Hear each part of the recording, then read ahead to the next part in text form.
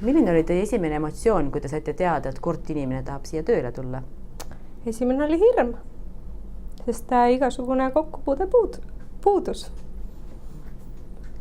Kuidas te arvasite, et te hakkate suhtlema selle kurdi inimesega?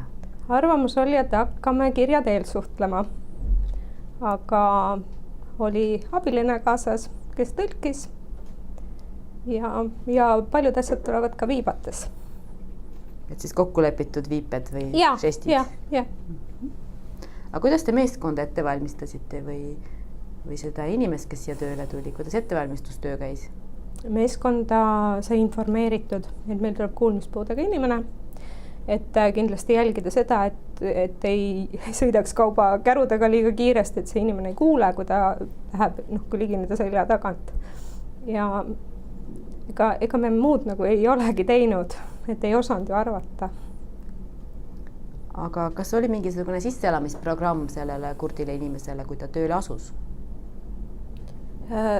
Oli kaasas ema. Töötajal oli kaasas ema, kes siis teda toetas, kes ka siis tõlkis ja rohkem ei midagi. Aga asutuse poolsed võib-olla mõnda tugiisikut? Tugiisik oli mina ja üks osakonna juhataja, kes täna siis ei tööta enam. Ja siis see kestis paar nädalat? Ei, see kestis ikkagi 6 aega kindlasti ja ta oli alati teadlik, kelle poole pöörduda, kui tal on mõni mure.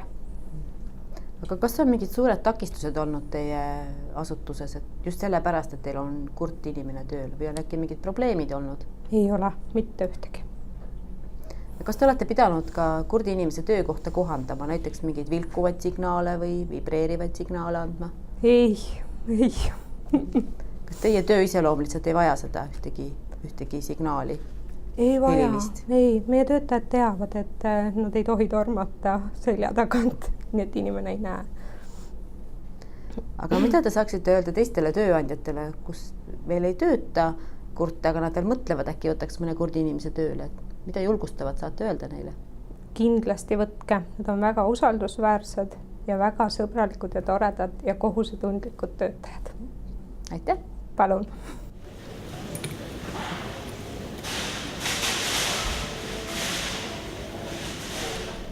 Millised raskusi või takistusi on ettevõttel, kus töötab kurt inimene? Ma ütleks, et ettevõtte seisukohalt ei ole raskusi, et pigem nagu ikkagi nad saavad osaleda meie igapäevases töös väga edukalt ja samamoodi ka osaleda kõikidel üritustel, siis, kus osalevad ka teised ettevõtte töötajad, näiteks erinevatel jooksuüritustel, kus Rimi töötajad osalevad, on siis maijooks, SEB sügisjooks.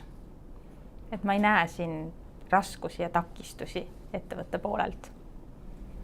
Kas te olete teadlik sellest, et millal ja milliseid soodustusi on ettevõttel, kui seal töötab kurt inimene? Jah, me oleme teadlikud. Me kasutame peamiselt siis maksusoodustusi, milleks siis on sotsiaalmaksu tasumine riigi poolt ja samamoodi ka siis lisapuhkusepäevade kompensatsioon.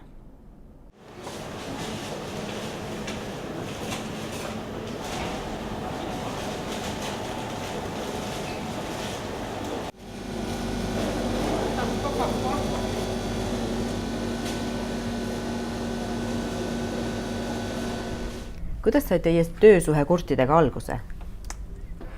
Et me saime personalijuht pöördus meie poole ja pakkus välja, et Pärnu kurtide ühing on võtnud ühendust ja kas me ei sooviks kurtidele tööd pakkuda. Millised emotsioone see teie asutuses tekitas, et tuleb kurt inimene kollektiivi?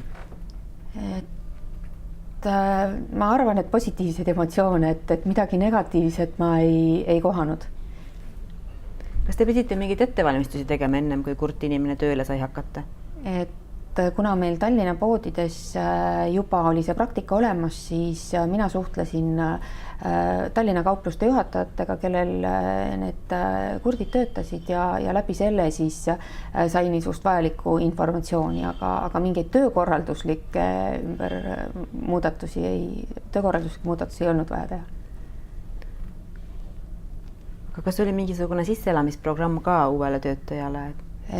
et iga kurt, kes meie meeskonnaga liitus, sai endale kõrvale tugiisiku, kes siis temaga tegeles, tutvustas tööülesandeid, oli nii-öelda kogu aeg ta kõrval, kui ta alguses abi vajas ja loomulikult ma ise siis esialgu ikkagi igapäevaselt püüdsin küsida, et kuidas neil läheb ja kuidas nad ennast tunnevad ja kuidas on neil mingeid probleeme või küsimusi.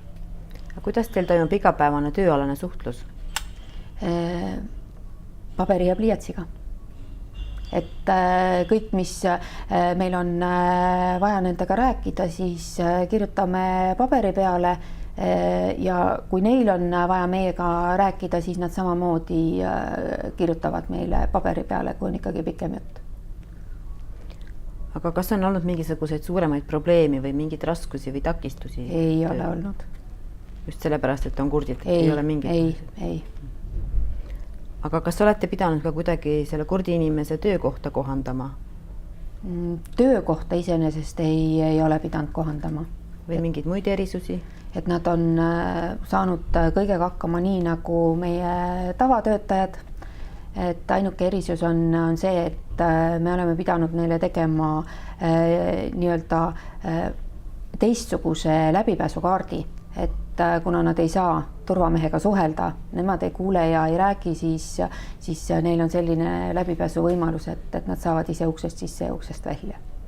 Aga mida julgustavad saaksite öelda teistele firmadele, kus võib-olla veel ei tööta kurdidega, äkki nad plaanivad? Kui te endale kurdid tööle palkate, siis te saate väga lojaalsed ja väga tänulikud ja väga tublid töötajad endale. Aitäh! Palun!